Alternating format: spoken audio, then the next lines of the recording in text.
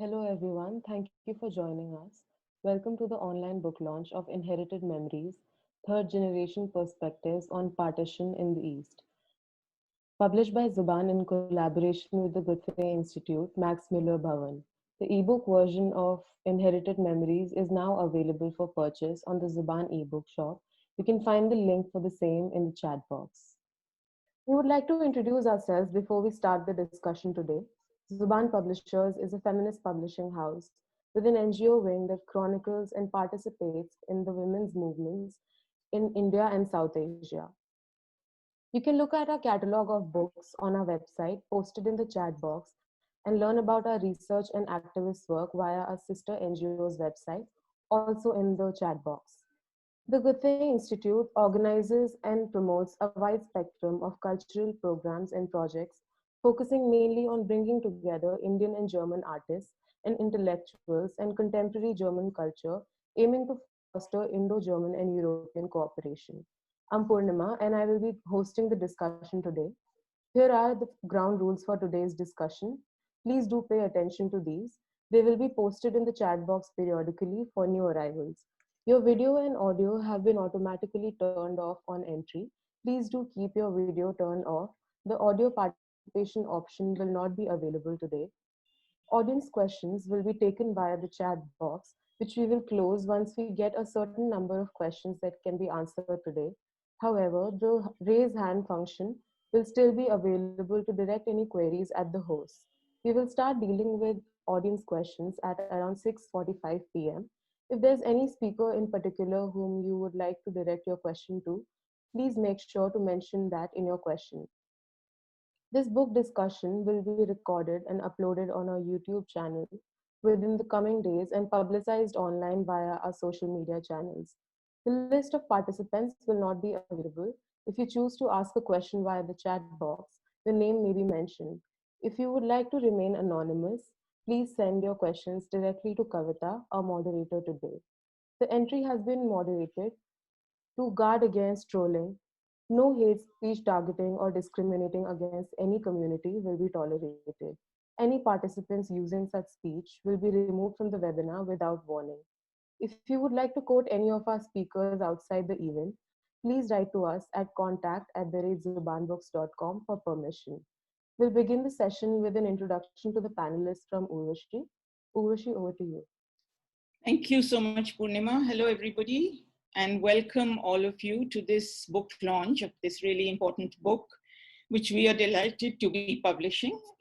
Briefly, this book grew out of a joint project of the Goethe-Institutes in Kolkata and Dhaka, and it focuses on second and third generation memories on the eastern side of the divide, which is seldom looked at or had not been looked at when this project actually was thought of. I'm not going to say much more about the project, but I'll be pleased to introduce our speakers to you. But before that, I'd like to ask Astrid Wege, who is the director of the Kolkata Institute, Goethe-Institut, to come in and tell us a little bit about the project. Astrid, over to you. Okay, thank you so much. It is a great pleasure to welcome you from side of the Goethe-Institut Max Müller-Barwan Calcutta to the book launch of Inherited Memories. The project was initiated in 2015 by the Goethe-Institut MMB Calcutta, namely by my predecessor Friso Mecca, who is also participating today or listening, and my colleague Shamista Sarkar. In Germany, the culture of remembering Erinnerungskultur in regard to World War II has been a very important issue in the political and social debate. It has been an intrinsic element to reflect on and also define our understanding of society. To become aware of the fact that there was very little to be found in India, which collectively remembered the partition, no museums, monuments, etc., same situation in Bangladesh was the starting point of Inherited Memories. Of particular interest was the question which long-term effects this historic event has had on the following generations to understand how it still influences people's lives. So the idea was born to give the third generation a platform. And it was already mentioned, there's a extensive website, which works like an online archive, collecting lots of materials, interviews, essays, and a documentary film, and which now finds a continuation in the book published at Zubaan Books and launched today with this event. One of the great qualities of the project, I find, is that it brings together many different perspectives and that it has found excellent and dedicated partners. So it's my great pleasure to thank all of those who contributed to the project and the book and made it possible. Nazes Afroz, the project coordinator, our project consultants from Calcutta and Dhaka, the South Asian Institute of the University of Heidelberg, the Research Initiative Bangladesh, the Center for Studies in Social Sciences Calcutta, Supriyo Sen and his team for making the documentary film on the project, which is also or will be available on the website, and all 15 researcher scholars from India and Bangladesh, our colleagues from Goethe-Institut Dhaka, who partnered with us from very early on. And last but not least, of course, we thank Urvashi Butalia and her team at Zubaan Books for publishing the book on the project. Thank you so much, and I'm very interested and looking forward to the discussion following. Thank you. Thank you very much, Astrid. We would also really like to invite Kirsten Hackenbroch, who is the director of the Dhaka Institute, but I think Kirsten is traveling outside of Dhaka and as far as I know, is not here. Kirsten, if you're there, would you like to come in? But perhaps she's not here. So the connectivity was an issue. She's there. She's there? Yeah. Okay. Kirsten, you can start.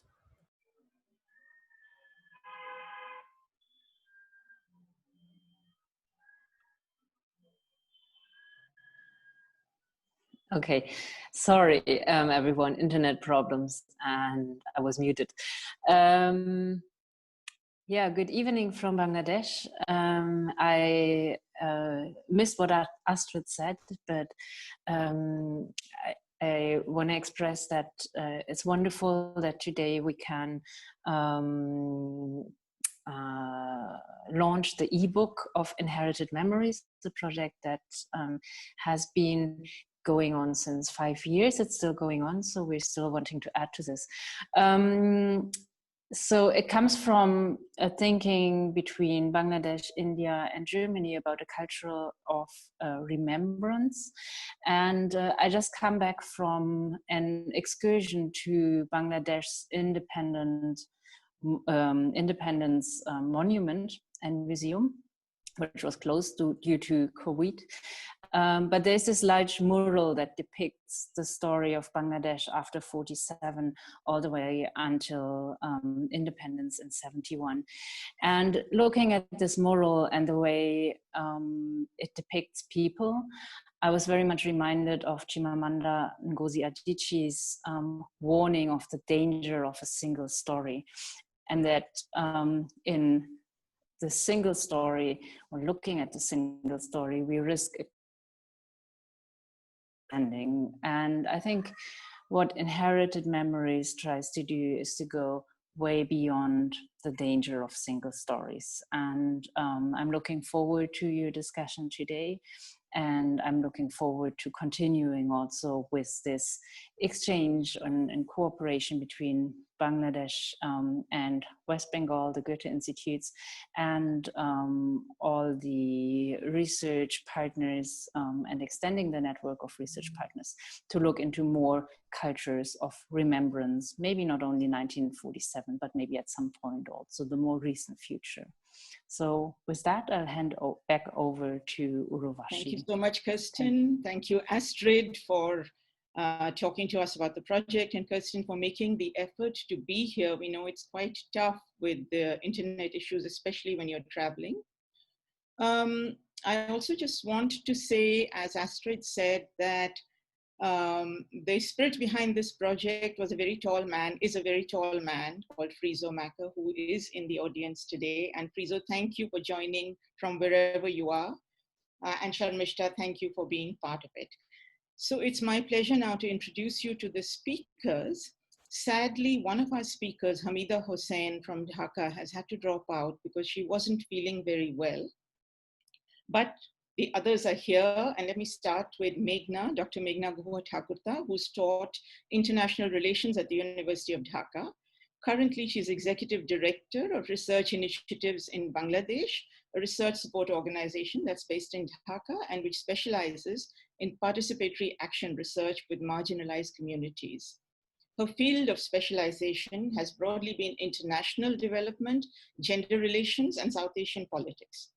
Meghna was earlier member National Human Rights Commission Bangladesh. She is currently advisor to the International Chittagong Hill Tracts Commission. She is an author of ours, we are proud to say, and is featured in a book called Of the Nation Born, the Bangladesh Papers, to which she has done the introduction and which is available on the Zubaan bookshop. The link is in the chat box. Kavita Punjabi, who will be moderating the discussion today, is a professor of comparative literature and coordinator of the Center for Studies in Latin American Studies and Cultures at Jadavpur University in Kolkata. Kavita has been active in the South Asian Women's Movement and the Pakistan-India People's Forum for Peace and Democracy for over 3 decades. She writes driven by a lively interest in people's perspectives and oral histories, and her completely wonderful book, and I am deeply prejudiced because we published it, called Unclaimed Harvest, An Oral History of the Tebhaga Women's Movement, is the result of much research in West Bengal and Bangladesh. And her Pakistan diary, which is also quite wonderful, called Old Maps and New Legacies of the Partition, evolved in the context of cross-border interactions with friends and activists in Pakistan. Unclaimed Harvest can also be bought from our website, and the link is in the chat box.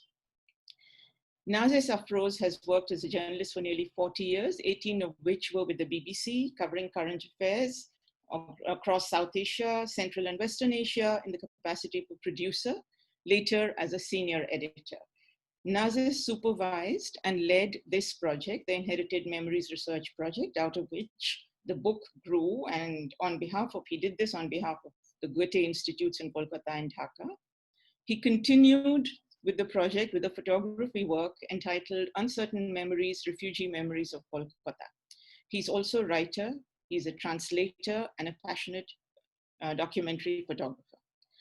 Anam Zakaria is the author of another wonderful book, 1971, A People's History from Bangladesh, Pakistan, and India, which was published last year. She's also written Between the Great Divide, A Journey into Pakistan-Administered Kashmir, and The Footprints of Partition, Narratives of 4 Generations of Pakistanis and Indians. This latter book is made up of interviews that she conducted over a period of time with people across Pakistan and India, and it's also really a book worth reading. Anam, thank you for joining us. It's early in the morning where you are, so it's really nice of you to have taken the time out to join us. I'm going to hand you over to Purnima now, who will take the proceedings further. Or Kavita, all right, we'll go straight to Kavita. Sorry, Kavita, over to you. Purnima doesn't need to come in. So over to you to take the discussion further. Can you hear me? Yeah. Okay, great. Thank you so much for inviting me to be part of this conversation. Thanks, many thanks to both Goethe-Institut and Zubaan. And, this is also special for me because I first heard about this through very informal conversations. You know how things happen in South Asia, it's adda. And Frizo and I were in one of these addas and we began talking, and little did I know that what we were talking about would build up into this wonderful project, book, etc. And that I would ultimately be here in conversation with some of you. So I'm really, really happy to be here. Thanks so much. What I'd like to do, what we planned together was that we have about 45 minutes for the discussion. So I'll speak for 2-3 minutes right now, and then I'll request the speakers to speak for 5 minutes each. And then we'll go into conversation with each other, and we can ask each other questions. We can bring in more memories. We can talk more about things. I'd love to ask you more questions too. And after the conversation amongst us, we'll open it up to a conversation with the audience. So which I think will be about 30 minutes. So Urvashi, correct me if I'm wrong. So 45 minutes for us and then 30 minutes for an extended conversation with the audience. So, you know, when I was looking through this amazing book, and it's a really, really special book because there's been books on second generation perspectives, and Urvashi herself has edited one of those, which is also a lovely book. This one was very special for me because this is the first thing I read that had third generation perspectives. And it's quite revealing how memories right across the third generation affect and influence our views of history. And, Friezo began his preface by quoting someone saying, memory is the only paradise from which we cannot be expelled. Well, I'd like to counterpose that with another one from Kundera, who's one of my favorite writers. The struggle of man against power is the struggle of memory against forgetting. And I think that's also very relevant here today because there is a lot about our histories that have been pushed into the realm of forgetting, especially officially. And what this book to me is about, um, holding on to memory against very often official mainstream narratives and pushing forth the people's history, the kind of history that, of course, Urvashi and others started off in this subcontinent that we learned so much from. But so I look at it in that context too, that there is a lot about our histories that are on the verge of being wiped out. And this book is especially important because it's capturing the third generation perspective also. There's another very interesting question that Friezo raised here. And it's a very important question. He's talked about the Erinnerungskultur of Germany, or the culture of remembrance, and how most of our countries do have it. But if you think about South Asia, there's no memorials, museums, remembrance days, he says. And he's right. I mean, we've always bemoaned the loss of those, or the absence of those. What the culture of remembrance, though, thrives in our conversations, our paintings, our writings. And if you see, there's a divide between these two constituencies. Memorials, museums, etc., are institutions very often set up by the state. They take on official establishment places. The exception, of course, being the Bangladesh Museum of Liberation. But if you think about conversations, paintings, writings, creativity, that's in the people's realm. So in the South Asian context, I think what's been happening is that there's been, it's thrived. The memories of partition have thrived in our conversations, in our art, in our writing. But officially, there's been no institutions to keep this alive. And I think there's a reason behind it. That, I mean, even if you look at literature, if you look at many Indian literatures, there's various kinds of categories, categorizations in the histories of our literatures. But something like the partition does not, which produced so much, does not find a place in the history of Hindi literature, partition literature. So you begin to realize what's happening is that in the emergent nation states, there's also a move to not highlight the partition because of the violence of it, because Deshbhag came with Danga, and because each one of us, if we're talking about India and Pakistan at that time, we were violated, but we were also violators. And here is where we differ from Germany, because if we are talking about the Erinnerungskultur of Germany, especially after the Holocaust, there was a clear violator and violated. And here we were both violators and violated. So to talk about the violation would involve our role also in it. So it's taken time for us to begin talking about many of these things. And I'm really glad that we are here today. And I hope we will also begin to move in the direction of thinking about how people can reflect on the ways their communities have harmed other communities. And I think I have questions to ask of some of the panelists here, because some panelists have begun to think about concerns like this. So may I ask all three of you to then speak. You tell me which order you would like. I mean, if there's some order that comes out of your work, or Nazez, would you like to begin since you are one of the prime people on the project? Okay, sure, Or, no problem. So Nazez and then Meghna and then Anam. Yeah. Okay. Okay. Thank you, Urvashi, Zubaan Books, and Goethe-Institut for organizing this. Of course, as it has been mentioned that I was the coordinator and I was the supervisor of this project, and I led 15 young researchers to do this project. Now, personally, for me, my family had absolutely no connection with partition, but of course, we were all affected by it.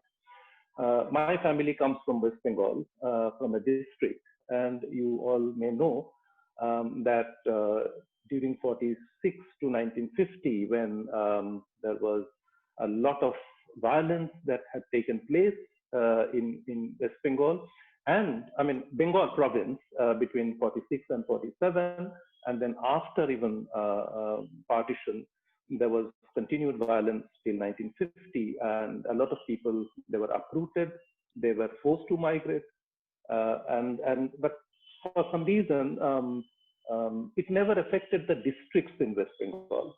So most of the migration had taken place from Kolkata and the surrounding of the metropolitan cities, the metropolitan city of Kolkata, the industrial areas. These are the places. But for some reason, when you grow up with all these, you hear things, you read things, and then of course, when you are old enough to watch Ritik Ghatak's films, you suddenly come across all these emotions and all these stories, individual stories. So my personal engagement with this particular subject of partition and the refugees, it started like that. And then I started working as a journalist, but right from early 80s, from 1981. And then because I was interested in it, I started reading more about it. And then I realized that how this whole issue of partition was gradually sort of getting a bit of space in our politics. And being a journalist dealing with current affairs, it interested me more. And I started looking into it even more. And then gradually, as we know where we are, when I started in 1981 and in 2020, we know in last 1 year what happened in India. And now next year is the West Bengal election, and this is only issue. This is the big issue that is being raked up, partition and the refugees and the interpolarization between communities. So it became very, very, very topical. Anyway, Frizo Mecker, who was the director of the Goethe-Institut Maxmuller Bhavan in 2015, asked me to come in and supervise this project. And I immediately agreed because it would have given me the unique opportunity to work both in West Bengal as well as in Bangladesh. So, Astrid and Kirsten, as well as Urvashi, they talked about the genesis of the project. So let me go into the project and talk a little bit about the project. So what we did right at the beginning is that we had two key resource persons, one in West Bengal and one in Bangladesh. Bangladesh is, of course, Meghna Guhathakurta, who has been a friend for decades, at least more than 2 decades. And there was Dr. Manas Rai from Center for Studies in Social Sciences, Kolkata. And we also decided at that point that we would get young researchers to work in it, and they are the ones who would look for respondents. And at the outset, it seemed that it might be difficult to find right kind of respondents who could give us substantive interviews with relevant information. And the refugees who migrated from both sides during and soon after partition had not settled in one particular area or region. They were all scattered in West Bengal and other parts of India, as well as in East Pakistan and now Bangladesh. And there was, of course, one exception, the Bihari or the Urdu-speaking Muslims who had migrated from Kolkata or eastern Indian states of Bihar, Uttar Pradesh. So this group, presently consisting of nearly 800,000 people, had been associated with some of them, not all of them, some of them had been associated with the Pakistan Army during Bangladesh's War of Independence in 1971, and thus had been ostracized soon after that. So most members of this group still lived in scores of camps set by International Committee of Red Cross and Red Crescent, or the ICRC, after the war ended in 71. So there was one group that was concentrated in certain areas, so it was easy to get hold of them. So we also decided to have open-ended questions specific to the events of 1947, and we conducted a week-long training program in Dhaka with the researchers. So when the field recording started, and I was present in almost all of them with the researchers, and there are a few things that became highlights for me personally. So what I felt was that that we had 20 interviews. 11 of them were women and 9 men, and all of them were third generation. Of course, so they did not go through this process, the process of displacement, but they heard stories from their previous generations. And what I felt was that the women, the young women, they had more stories to tell. And of course, we know why. Because in our South Asian societies, we know the women, they tend to spend more time with their elders, the other female family members, like their grandmothers, mothers, grandaunts, who are the repository of family history. And the boys, they tend to be more outside, and they don't get to hear so much of stories. I remember I heard most of the family stories I heard from my grandmother, rather than from my father or grandfather. So this is and they had a lot more detail than the interviews that we carried out with men, and also there's another thing that fascinated me was that the inherited memories of the respondents in Bangladesh, meaning the people, the Muslims who had migrated from India, so it was undivided, of course. Then they went to East Pakistan. And their memories were much stronger. So I started thinking about it. So one reason could be that most of the Muslims who left India for East Pakistan in 47 or soon after did not live with their entire families. Unlike Western divide, Western partition, where there was almost total exchange of population. It did not happen in Bengal. Nazes, so there were a lot of may I intervene, please? 7 minutes are over. So can you wind up really soon now? Thank you. We're keeping to 5 minutes. Yeah, we're trying to keep to 5 minutes. Thank you. Okay. Yeah. So what happened was, because they had family members on both sides, so there has been a lot of toing and froing and exchanges. So that is why I thought that the people in the eastern part, so in Bangladesh part, they had stronger memories. And so the last thing I'll mention is that what I felt that there was some kind of objectivity. So these people, the third generation, so for them, they were not nostalgic like the first generation. We have spoken with a lot of first generation people and we have heard such interviews. So they were not so much of nostalgic about it. They accept that this had happened in 1947. They know about the trauma that the family members had to go through. A lot of them, the violence that they had witnessed, but they have accepted it. So they accept the place where they live now as their country. And one thing they kept mentioning that there should be easier border crossing between the countries so that they can visit each other's ancestral homes. And so that was one thing that came out very strongly. So I think I'll just skip to that, and then later maybe when we discuss, we can get into much more of it. Thank you so much, Nazes. I'm really sorry for interrupting, but no, that's okay. I should have looked at the clock. No, that's okay. Meghna, really waiting to hear from you, and I think it would be nice if we could focus on the question of intergenerational memory. I mean, Nazes is one of the movers and shakers of the entire project, had to give us the background, which was very much needed. But from now on, if we could both talk about your involvement in the project, but also the insights you've garnered from the work you've been doing on the role of intergenerational memory. I'm not filling up on more of that. Please come on, Meghna.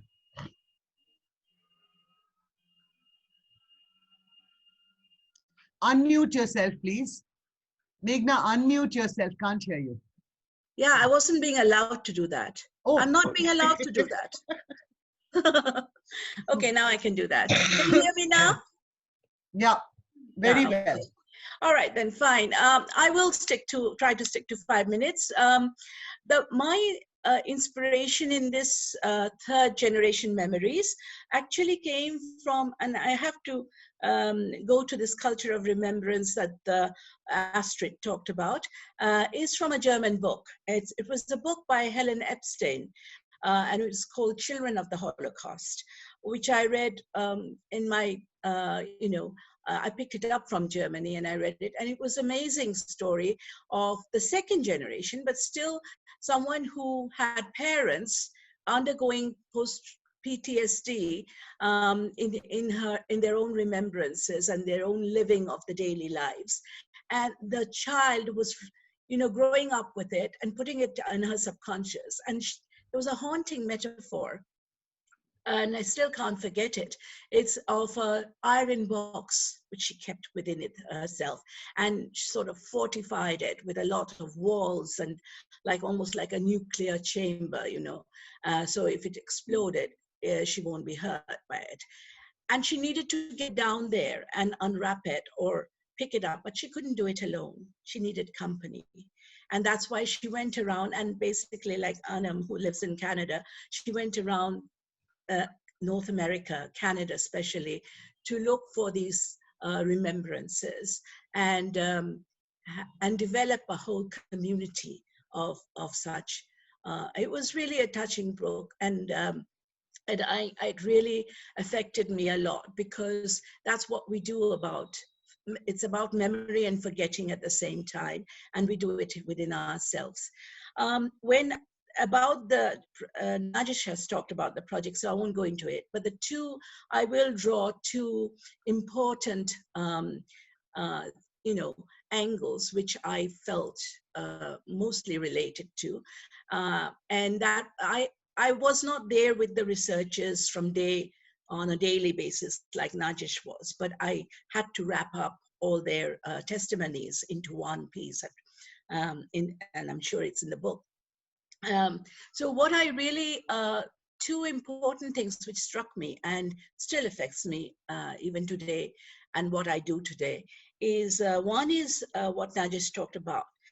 I think the third generation has brought out the memory of the Biharis, or whom they call themselves Urdu-speaking community in Bangladesh right now, who came from Bihar. And so and it was something that we discussed, Nazes, right? That when we talk about the Bengal border, we think of West Bengal and East Bengal. We don't think that there were people from Bihar, which was also part of the Bengal border, and who came in here, came to East Pakistan. And who lives here now as, stateless people, as via the UNHCR, or almost stateless people.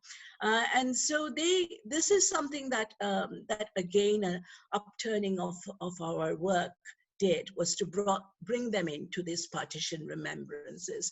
And it's so important to do that, because as you said, Kavita, then we forget that how the victims also are violators. We became violators when I remember hearing someone who talked about, after 71, how they had to undergo a double partition, a double sort of victimization, that people who had big farms in Bihar were down to selling eggs in the street, and how the camp was their only home because the other areas were hostile. So it's a fascinating history making, I think, and it has so much more potentiality than we were able to devote ourselves to. So that was one angle. But the other angle was, I think, the cityscape. Because most of we looked at Dhaka and we looked at Kolkata. There was a slight emphasis on the rural, but really it was, again, the third generation lived within a city landscape. And a kind of a cosmopolitanism came into their memories. When I say that, I made I had earlier on done I had an extension of my personal family histories to the third generation, which I did it personally. I hadn't written it down. But then now this became a chance to tell them. And one of the, so I picked a friend's daughter from Dhaka and my own niece from Calcutta. And they were both city girls. And I remember when I asked my niece in Calcutta that, how do you identify yourself? And I saw the renegotiation of identity that the third generation is subject to or is undergoing. And she said, well, how do you introduce yourself to others, as an Indian or a Bengali? And she said, neither Indian nor Bengali. I say I'm a girl from Kolkata. And so that gave her acceptability and that perhaps the word Bengali as an Indian or an Indian will not. Of course, if you are talking to a stranger, you will say, I'm an Indian or I'm a Bangladeshi. But and very interestingly, to end again with Germany, I was invited for a 5-day sort of a course in the University of Bremen to give a 5-day course on South Asia to young kids in Germany who have no clue what South Asia is about. In fact, for them, India is Mumbai. So I had a tough time. Then I said, forget South Asia. I took my family histories of the partition. I gave a presentation and I asked them to use the same method on their own oral histories. And there were students whose half their parents were from Russia, some were from Hungary, and this whole kaleidoscopic aspect of being, of identity came into again. And somehow when I asked them to go out one day and interview either their friends or their parents, so I have 2 brilliant examples to give and of a satisfaction that I felt. One was someone who went out to interview a Turkish girl in Bremen, and she also, out of the blue, repeated the same word my niece repeated, that I neither consider myself to be Turkish nor German, but a girl from Bremen. And the other was really, I felt really strongly to this girl who was sitting in the back bench all the time, least interested in this course. And it turned out that her mother and father had come from Russia to Germany on the law that the Germans had, that if you're ancestral, if your ancestors or your parents, one of your parents were from Germany, you would get the citizenship. So they came in, the father being the German citizen, and she talked about her mother. So at the end of the day, and at the end of the course, the last day of the course, she was sitting from the back and then she came to the front row and she was all interested because she had asked her mother how she felt when she left Russia. And the mother said, I wasn't even asked. I wasn't even asked whether I wanted to go to Germany. I had to leave all my school friends, my college friends, the people I knew, and I came to Germany, but I never spoke about it. Thank you. Thank you, Meghna. Thanks so much. Anam, Meghna, what I wanted to just say for a minute here is I'd really like to congratulate all the people who conceptualized this dimension of the book, because normally we only talk about people from West Bengal going to Bangladesh and never about Biharis going to Bangladesh. That's such an important dimension. And also kudos to all of you in Bangladesh who reached that point in history where you can actually begin addressing the concerns of the Biharis. And I do know that feminist interventions have played a big role in that. I'd love you to talk about it later, Meghna, a little bit if you can. Sure. Yeah? Anam, on to you now. And Anam, as many of you know, Urvashi also mentioned this, has done a book on the subcontinent, and she's done some work in Bangladesh also. Anam, why don't you talk about your understanding of intergenerational memory, but also about what made you write a book on Bangladesh? Being a Pakistani woman, what made you write a book on Bangladesh? That would be very interesting for us, in addition to your insights on intergenerational memory. Please start. Thank you so much. Can everyone hear me? Yes. Okay, perfect. Well, firstly, just a big congratulations to Goethe-Institut, Zubaan Books, the entire team. This project has actually been so instrumental already, even prior to its publication, to my own work, the book I wrote in 1971. I think these inherited memories, this beginning of looking at third generation memories in South Asia is just such a starting point, essential starting point. I think this project is so valuable. I'll just speak very briefly about how I got interested in intergenerational memory in my own work, and then I think that lead me to the later work that I did in Bangladesh. So I'm from Punjab, and I'm third generation. So I grew up with a lot of memories of partition. But what I realized when I began, my work as an oral historian, going back to the first generation, was that I had received what many of you have already said, the single story or the packaged truths, the Muslim bracketed history versus the Hindu bracketed history. And that had a huge kind of impact on how I saw myself, how I saw Pakistan, and how I saw, quote unquote, the other in India and in Bangladesh. Because I think what happens is that for the third generations, not only are you inheriting these memories from your family, you're also, part of the present day political fabric. And there's a deep intersection, of course, between the personal memory and then the state institutionalized memory. So what you're coming across through textbooks and so forth. And I think that what started to happen in Pakistan, it's been happening in South Asia, is that there are certain narratives about partition that are permitted and that can be shared more easily, and others that are not supposed to be shared because they can be construed as you being unpatriotic or not being loyal enough to the nation state. And so until I began my work with the first generation, I had very filtered narratives, and that was shaping my sense of self and the sense of other. And I think that as I was reading this book, one of the things that really struck me is that it's not just the memories that get passed on, right? It's also the silences that get passed on. So for instance, in my own family, I know that many memories kind of jumped generations, in the sense that my grandmother, the stories about her friends across the border, her stories about her Hindu or Sikh friends, my mother hadn't really heard about them till I went and inquired upon them.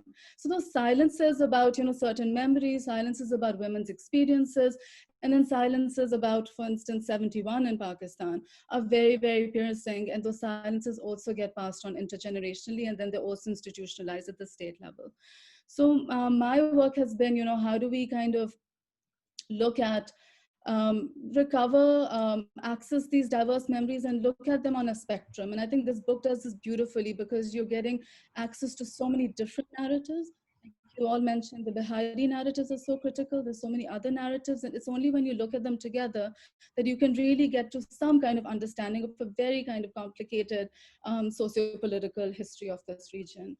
And so my work in Bangladesh, on 71 has largely been around how can I push beyond the silences that I grew up with, the silences that I inherited, both from state histories, but also personal histories, because I think we stopped talking about 71. I don't think we ever actually started. That would be, the right way to put it. We didn't actually start talking about 1971, but there are memories, right? So when, my work is not just in Bangladesh, when you also go to people within Pakistan and you start asking questions, there are these other narratives that come forth. For instance, within Punjab, I came across a lot of intellectuals, activists, writers who were very actively involved in resisting the military action in 71, and I didn't even know about them.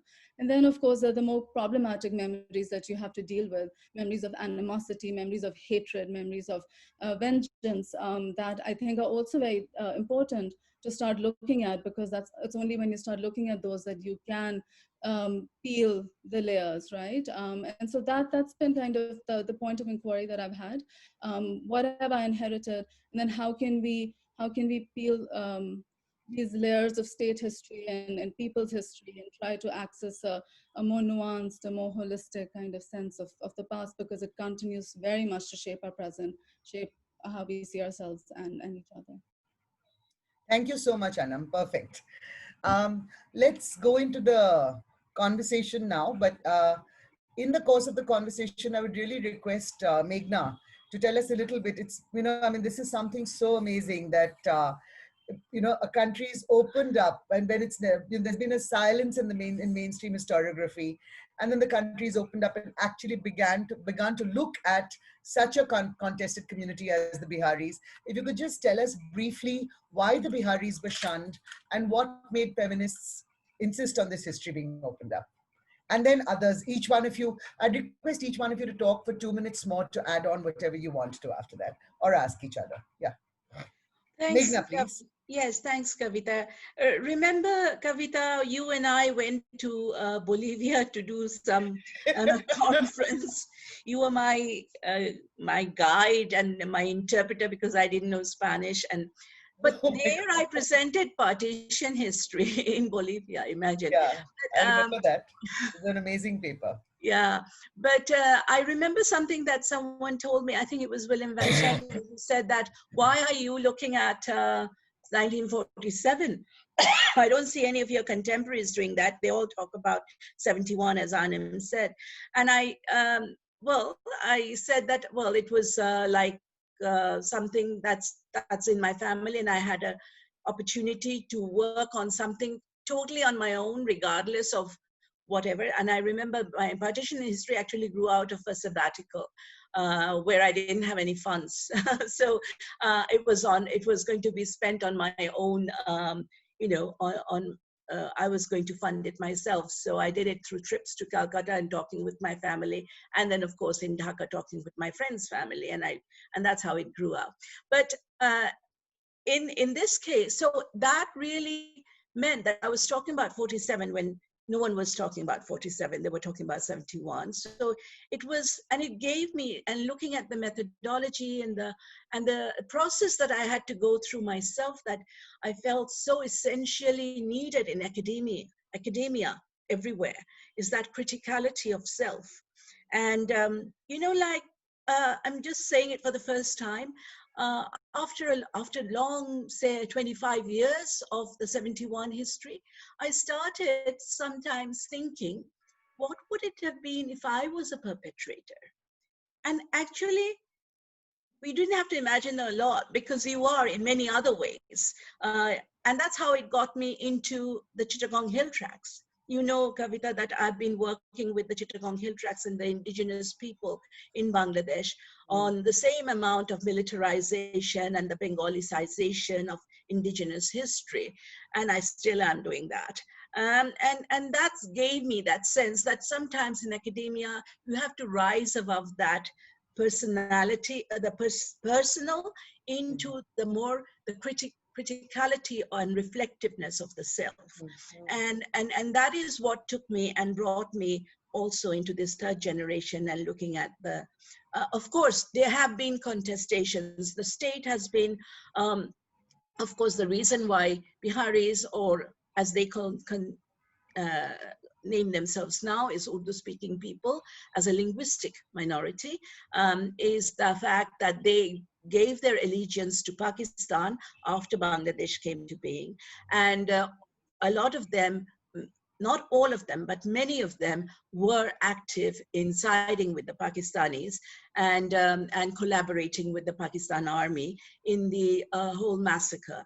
So that is, of course, something that after the birth of Bangladesh, they were given stigma on. And not everyone at the, like in Bangladesh, you just went into a genocidal kind of a history, and then you don't expect people to be very nice and, accommodating. There was a lot of revenge and vengefulness in their activities. So, and it carried through. But I think what happened was internationally as well as nationally, they became very much focused on as stateless people. The UNHCR in fact has a mandate on them on being statelessness. And that's why a lot of civil society actors also politically gave them support. And a case was made in the High Court that they should be, at least those who are born in in Bangladesh should be given citizenship.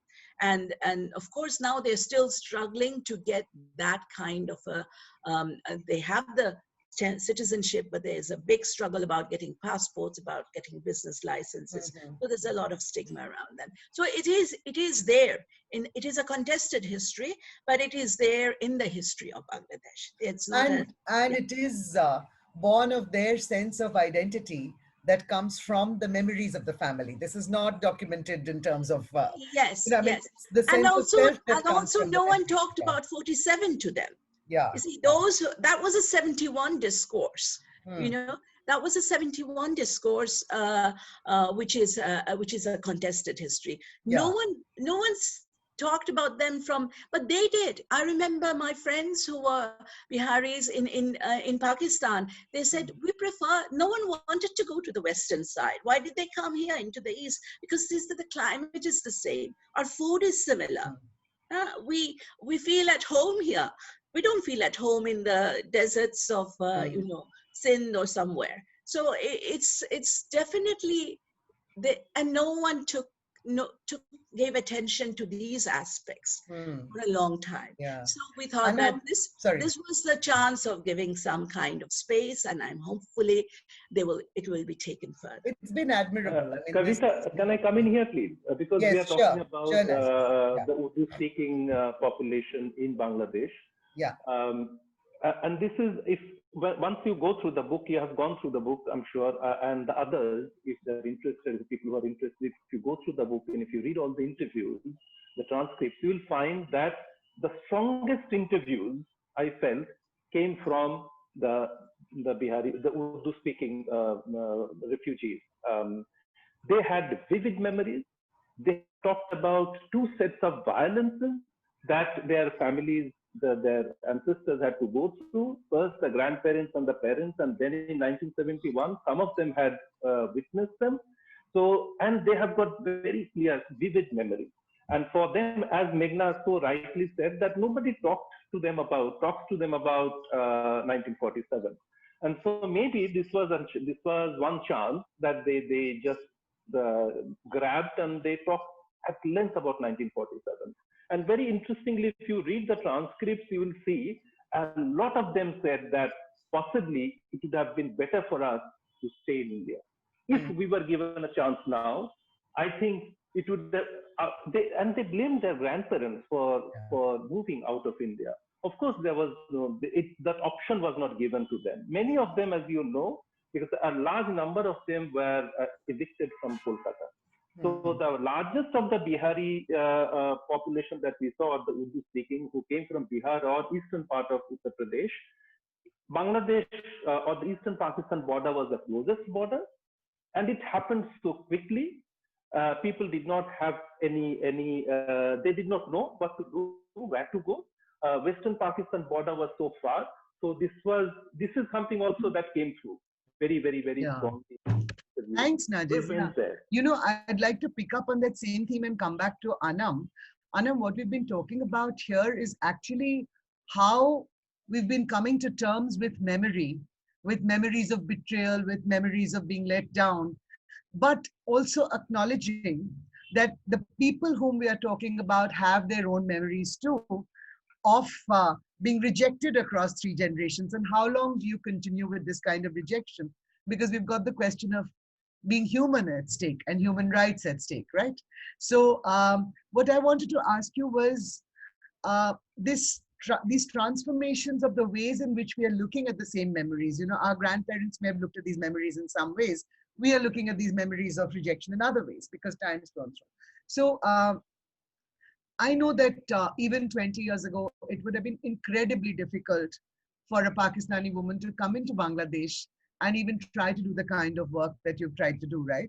So one angle of the question I want to ask you is, what did you feel in terms of your reception as a Pakistani woman in Bangladesh? What did you feel had changed from what you may have expected in the earlier years? And there's a certain maturity that's developing in the subcontinent that I really think we need to hold on to. If a Pakistani woman like you can come and do the work in Bangladesh, and then we can have the kinds of conversations we're having. So one is I'd like you to talk a little bit about that. And two is also about the reception of your book in Pakistan. Because it couldn't have been easy for Pakistanis then to have a young woman opening up this hornet's nest of 1971. So could you talk about both those contexts a little bit, please? Yeah, thank you. That's a very interesting question. So, the thing is that when I was growing up, the narrative around 71 is an India-Pakistan narrative. It is it's a bilateral narrative. It is spoken about as a third Indo-Pak war. So this is going to sound extremely naive, but I grew up with this, we don't have a problem with Bangladesh, we have a problem with India. And even when I, thought about doing this research, of course, I knew it was going to be very, very complicated, but I did not actually anticipate the difficulties I was going to have in getting to Bangladesh, because the narrative is so, it's so convincing that, Bangladesh is another brotherly Muslim country, and the only problem was because of India. We have not introspected, we have not reflected upon our own history. So in fact, I was taken aback by just the logistical kind of challenges. I had anticipated that I would spend a lot more time in Bangladesh, that, I would keep going back for research. It was going to be a longer project, and it was very, very difficult to even get there once.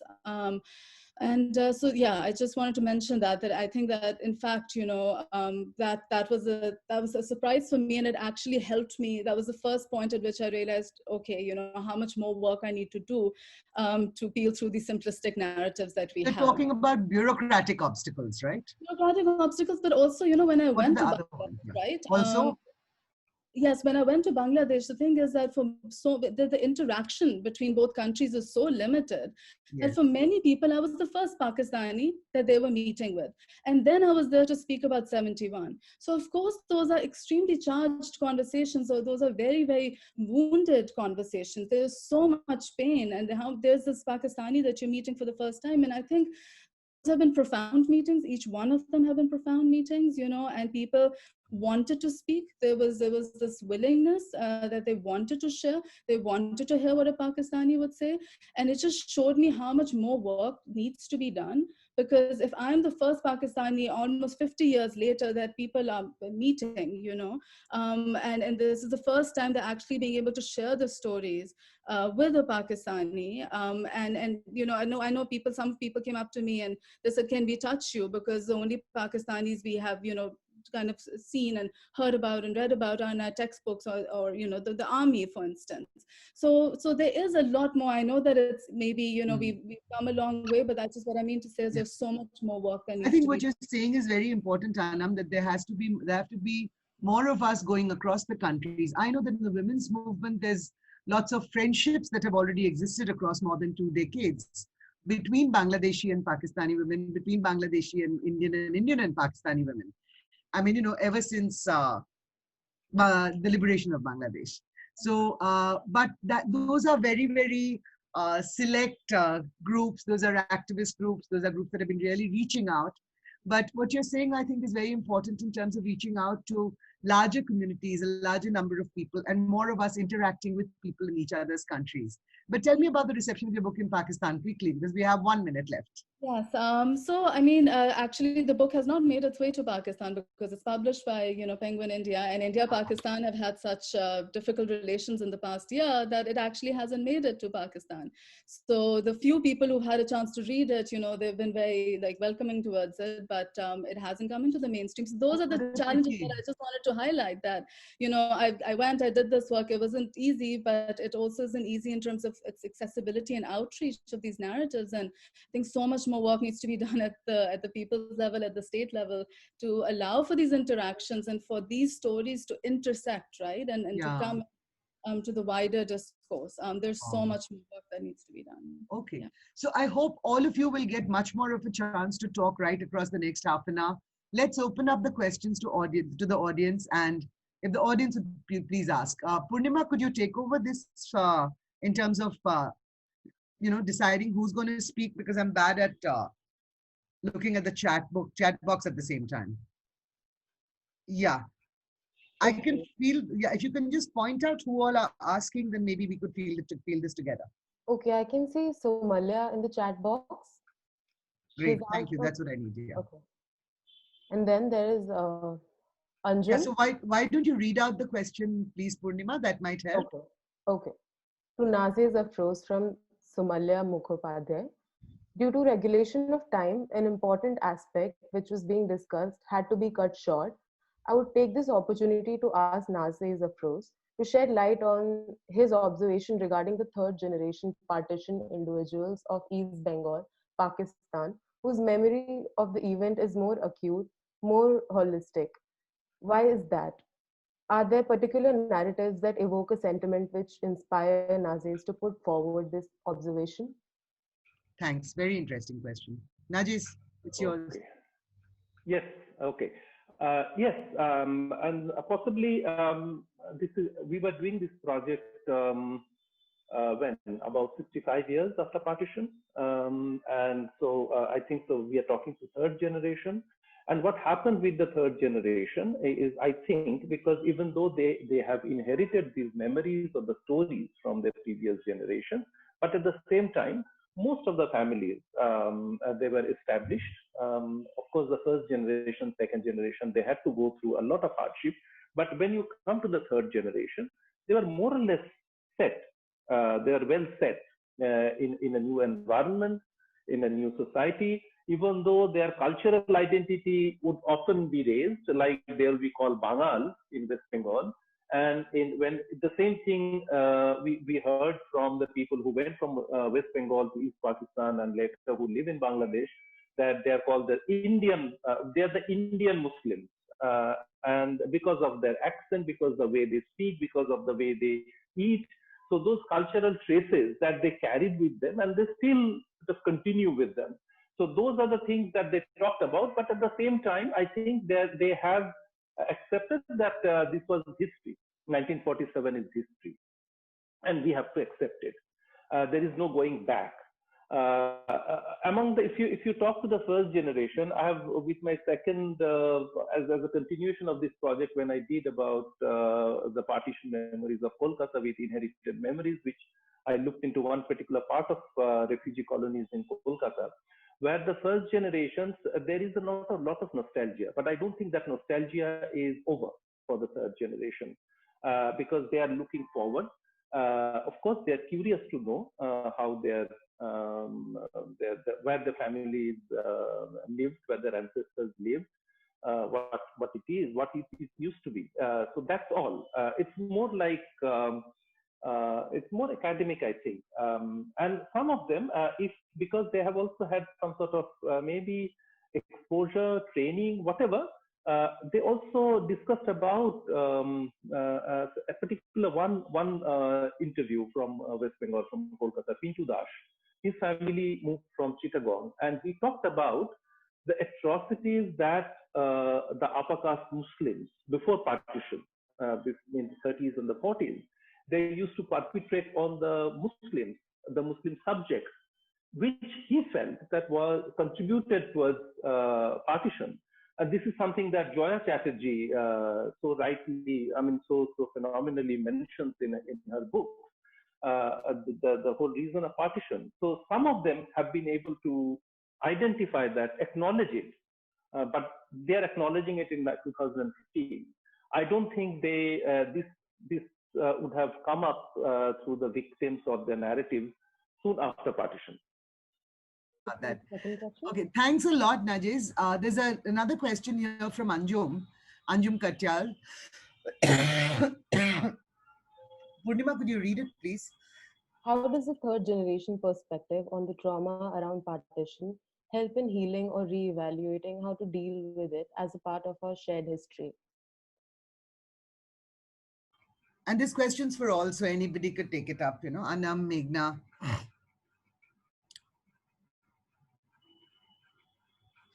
I think I can say a little bit about it. I really don't know where they're coming from, the question. I mean, what they really mean, but I'm interpreting it to my experiences. The trauma in third generation, as I said, there is a trauma in the subconscious. It's being passed on and transmitted ever so subtly that perhaps even the person does not even realize. So in the third generation, and especially when they are migrants, if you are a third generation remembering from the same spot that your grandfathers were victim to, that's one thing. But in partition, it involves migration to another country. and a change of status. Like, for example, I told you that my niece said that I prefer to be known as the girl from Calcutta and not Bengali, but perhaps it has to do with that current status of her, that as a Bengali in India, perhaps, she, many people would like to call themselves Bengali and many people would not. They would, so this choosing of identity, that's one of the things that some of our reactions are from our subconscious mind. If we haven't come to terms with it, if we haven't come to terms with a reckoning with the past that our parents were subject to, then we tend to take on these kind of in our renegotiations, we try to adopt a defensive position, you could say. But those who have, like I also have other nieces and nephews who, like Najesh, had heard from their grandfathers and grandmothers stories, both nice stories and bad stories, both of them. They are, I think, they are much more adept in handling whatever problems they have in the current regarding their identity in the current history. So I think it is, I think one does have to reckon with the past in whatever ways, either through institutional process, like in schools, being educated, being open to different kinds of information. And the other is the personal history, where one can make out, where we can attach an emotion to it, because that is one thing that just reading will not do. You do have to have an emotion attached to it, and that is what oral history does, the personal history does. And you have to then reckon with that emotion. And there is no shortcuts. I can just say there are no shortcuts in getting over trauma, either permanent, either whether it's 71 or it's 47, there are no shortcuts. And one also has to accept, unfortunately, that it never goes away. In fact, thank you so much, Meghna. I guess that is the reality that our subcontinent's still reeling from. But the next question actually comes, is a perfect complement to the previous one. It's a question addressed to all of you. What do you feel can or should be done to move towards healing these wounds? At an individual level, people may have found their own resolutions. But, and this is the crux of the question, should there be, oh, you got it, Purnima? Okay, got it. Kavita, do you want me to read? Yeah, please do. Yeah, from there. So the question is... Second part of it, yeah. The second part of it, at an individual level, people may have found their own resolutions, but should there be or can there be anything at a more collective level or at the state level? Should the state even be involved? Do museums help? Say there are partition museums in all three countries. Will that help at all, or will we hear the same narrative again? Okay, can I come in on the first part of the question, which also sort of follows with what Meghna was saying earlier in the slide just now. It's an experience that I had. We were interviewing one Urdu-speaking person in one of the refugee camps in Mohammadpur in Dhaka. And the researcher who was interviewing him, at the end of it, before the interview, I could feel that he had a lot of resistance about doing this interview. He had this kind of anger or prejudice about the Bihari or the Urdu-speaking people in general. But something fascinating happened after 1 hour of interview. As I mentioned earlier, that these interviews of the Urdu-speaking people in Bangladesh, they tend to be really long and they were really exhaustive and very emotional as well. So at the end of the interview, when we left that person's house, this researcher came to me and said, Dada, my views have been completely changed. I did not know what kind of, what they went through in 47 as well as in 71. I had formed my own images about, I had formed my own opinions about an entire community. But these individual stories. This one individual story had swayed one person, one researcher. And so I would imagine that how to heal it or what to do. I mean, of course, individual interactions change a lot. And this is something that you all were involved, Kavita, I too was involved partially. That one, when in the 1980s, I think it was 1980s, when the India-Pakistan People's Forum for Peace and Democracy was floated. In the 1980s, early 90s. So that was the time. I think that is how it should be done. And about the state, I really do not know, given the current political situation across South Asia, and particularly in India, what we have been going through, what we have witnessed for the last 1 year, from last year December until now, with the citizenship bill and the Citizenship Act, and before that the National Register of Citizenship, all of it. So I don't know whether the states, our states, they are not interested. We know that, that's fact. They really wouldn't want kind of sustained peace between the people. I think it will be left to us individuals, even as small collectives or groups, to understand each other, exchange each other's stories. And I think the stories, once they are told, more stories should be told, and we should make sure that they're disseminated. That is how I think some sort of awareness can be created. And that can also help in terms of healing as well. Yeah. Thanks a lot for sharing that moving story with us, Nazes, because that actually tells us how it is the person-to-person contact that's so important, that can bring out the tragedies, the pathos, as well as the resilience of our histories, how we've managed to survive across generations through all of this. And these are things I think, these kinds of personal interactions cannot even be replaced with fiction, forget about official interactions. So there is such a power to person-to-person interactions, and at the collective level too. I mean, the peace movement, people's movements, the feminist movements, these are, I think, if we've moved ahead in the last few years, in the last few decades in human terms, then it has been because of these movements. And thanks so much for pointing to those, Nazes, because that's been one of the most important collective forces in the subcontinent in terms of taking us to some kind of human understanding of this history, and some move towards some kind of reconciliation, towards undoing some of the damage. So tell me, Urvashi, this is something that happened in South Africa. I mean, after the apartheid regime was gone, this is what they had done.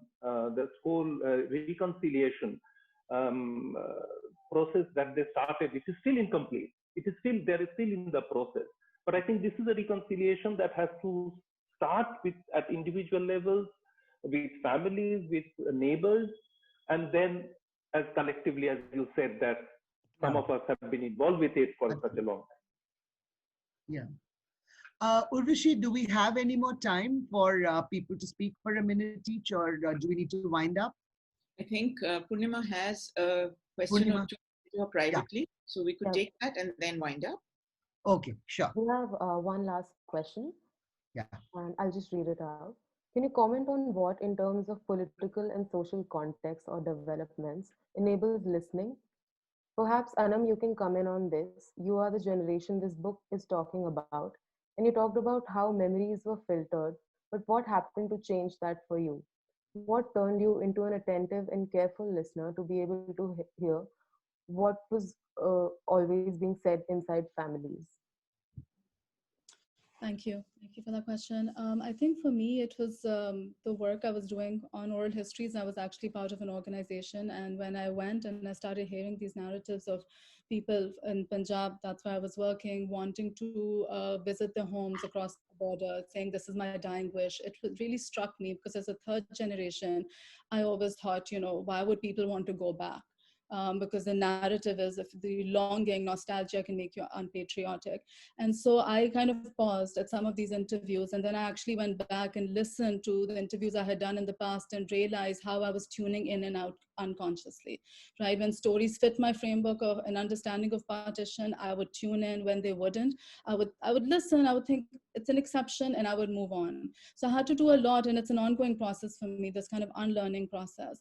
But I think one thing that I've just kind of learned from the interviews that I've done is that for partition survivors, the experiences are on a spectrum. And so many times the same people who will be speaking about being attacked by a particular community will also in other moments be sharing, another narrative of whether it's of a friendship, of being rescued in many cases, of neighborhoods.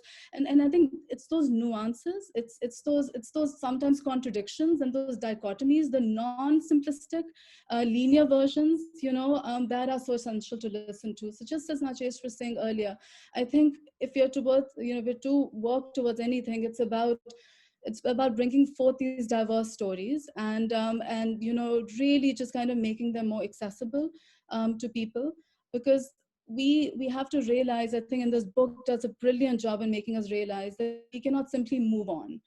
We talk a lot about it, third generations, we moved on, we have no direct relationship with partition. I don't think we can ever move on. I think that trauma is going to continuously, be passed on and continue to shape us. But what does happen, I've seen this in my own work, is I work with children in schools. The children, for instance, will say, I never want to go to India, I never want to go to Pakistan. And then when you encourage them to go speak to the parents and grandparents, their own grandparents who suffered the bloodshed at partition will say, no, I want you to go because that was my home too. And so it is experiences of people who, had interactions with the other before they became the other that can help us kind of deconstruct some of our own notions and prejudices and start this unlearning process, which I think is so essential. Thank you so much, Anam. I mean, you said it so well. I mean, I'm sure I could see Urvashi nodding also. We're both vehemently agreeing with a lot of what you said, because, the practice of oral history is so completely complicated in the whole thing. But it's also so beautifully challenging. And Meghna smiling there too. Everybody who's done this kind of work.